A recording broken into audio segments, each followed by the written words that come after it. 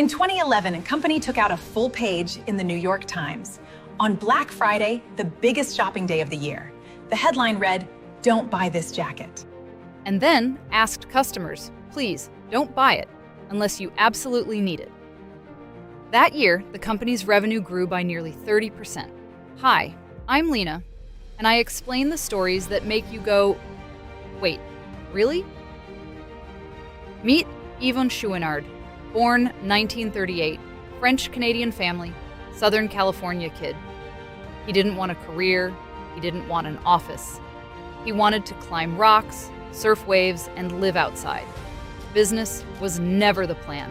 This teenage rock climber taught himself blacksmithing from a junkyard forge at age 18 and lived on cat food between climbing trips. In 1970, Yvon goes on a climbing trip to Scotland. He buys a few rugby shirts and wears one while climbing because the thick collar protects his neck from the ropes. Later, he sells them to other climbers as a joke. They sell out immediately and become the seed of Patagonia, one of the most recognizable outdoor brands on Earth. In the early 1990s, Patagonia conducts an environmental audit of its own supply chain. Cotton, natural, innocent cotton, turns out to have one of the heaviest environmental footprints in fashion: pesticides, water, land destruction. In 1996, Yvon makes a unilateral decision. Every single piece of cotton Patagonia makes will now be organic. All of it, immediately. His team tells him this is impossible. Costs will skyrocket. They might lose customers. Yvon does it anyway. Now, 2011, Black Friday.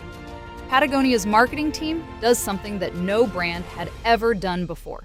They take out a full-page ad in the New York Times on the biggest shopping day in the American calendar. And the ad says, "Don't buy this jacket." It lays out exactly what it costs the planet to make one Patagonia fleece jacket. 135 liters of water, nearly 9 kilograms of carbon dioxide. And then it asks customers directly, do you really need this? Only buy it if you do. That year, Patagonia's revenue grew by nearly 30%. It was covered by every major newspaper, every business magazine. People talked about it everywhere. And here is the psychology of what happened. The moment a brand tells you not to buy something, you trust it completely, because every other brand is screaming at you to buy. Patagonia was the one company that seemed to actually mean what it said, and people rewarded that with their wallets. In 1985, years before the Don't Buy ad even existed, Patagonia had already committed to donating 1% of total sales to environmental groups, not profits. Sales, whether the company made money or not, 1% every year. 17 years later, in 2002, Yvon decided that wasn't enough. He co-founded an organization called 1% for the Planet to get other companies to make the same commitment. Today, over 6,000 businesses worldwide have joined. In 2017, Yvon Chouinard did something almost no CEO would do. He sued the President of the United States. When the Trump administration moved to reduce Bears Ears National Monument in Utah by 85%, Patagonia filed a federal lawsuit against the government, a clothing company suing the president. That day, Patagonia replaced its homepage with 4 words: "The president stole your land." Most brands avoid politics. Yvon put it on the front page. In September 2022, Yvon Chouinard did something that had never been done in the history of American business. He gave the company away. Not sold, not IPO'd, not passed to his children. He transferred the entire ownership of Patagonia, valued at approximately $3 billion, to 2 new entities. The Patagonia Purpose Trust, which ensures the company's values can never be changed by future owners.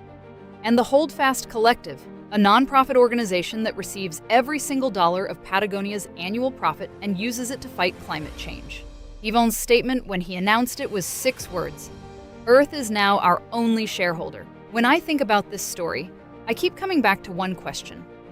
What would you do differently if profit was never actually the goal? That's what makes Patagonia so unusual. For 50 years, Yvon Chouinard built a billion-dollar company by caring more about nature than growth. He cared about the mountains, the rivers, the land, and millions of people chose to support a company that stood for something real. Here is where the Patagonia story stands today. Annual revenue, approximately $1 billion. Total environmental donations since 1985, over $230 million. So next time you see a Patagonia jacket, the one that costs $300 and has been repaired 3 times because the brand will fix it for free, remember that it was started by a teenager who bought a forge from a junkyard, that it was built by a man who sued a president, and that the company that told you not to buy its jacket is now owned by the planet itself. I'm Lena, and now you know. If this made you go, wait, really? Subscribe, because next time I'm explaining a woman who was abandoned in an orphanage at age 12, lied about her age for 30 years, built the most powerful name in fashion, and spent World War II living in a hotel with Nazi officers. How does that happen? I'll tell you next time.